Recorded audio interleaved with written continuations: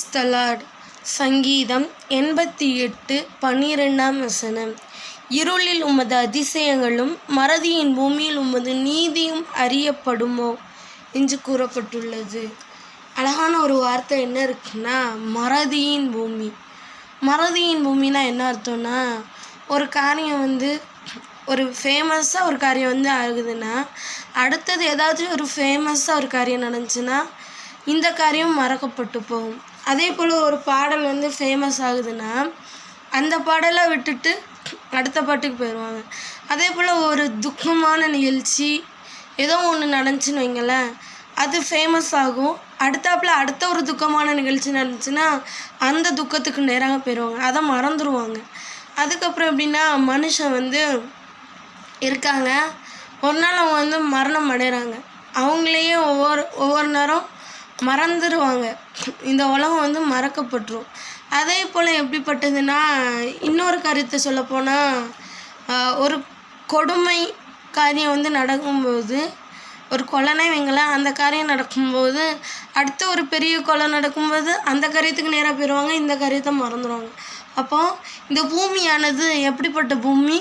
மறதியின் பூமின்னு சொல்லி கூறப்பட்டிருக்கு. ஆனால் நம்மளுடைய தேவன் எப்படிப்பட்டவர்னா, நமக்கு வாக்கு தந்ததை வாக்கை நிறைவேற்ற வல்லமையுள்ள தேவனாக இருக்கிறார்.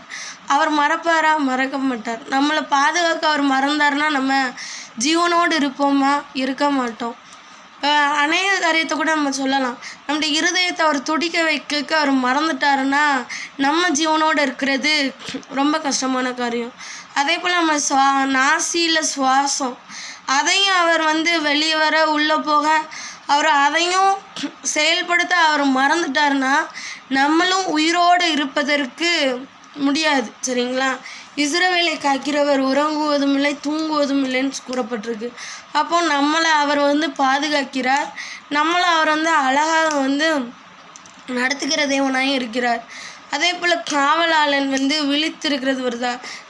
கர்த்தர் நகரத்தை காக்கலைன்னா அந்த காவலாளன் விழித்திருக்கிறது எப்படியா? விருதாவான காரியம்னு சொல்லி கூறப்படுது. அப்போது நம்ம நிறைய காரியம் நம்ம செய்வோம். ஆனால் ஆண்டவர் என்ன சொல்கிறாருன்னா, ஒரே ஒரு காரியம் மட்டும் சொல்கிறாரு. மறதியின் பூமியில் எல்லா நீதியும் அறியப்படாதுன்னு சொல்கிறாரு. அதை தான் ஆண்டவர் என்ன சொல்கிறாரு? இருளில் உமது அதிசயங்களும் மறதியின் பூமியில் உமது நீதியும் அறியப்படுமோன்னு சொல்லி கூறப்படுது. எனவே இந்த மறதியின் உலகத்தில் எல்லாமே மறந்து போகும். ஆனால் நம்முடைய கர்த்தராகிய தேவன் நம்மை மறப்பதில்லை. நான் உன்னை மறப்பதில்லைன்னு சொன்ன தேவன் உங்களை மறக்கவே இல்லைன்னு சொல்லி ஆண்டவர் என்னை வாக்கு தருகிறார். ஆமென்.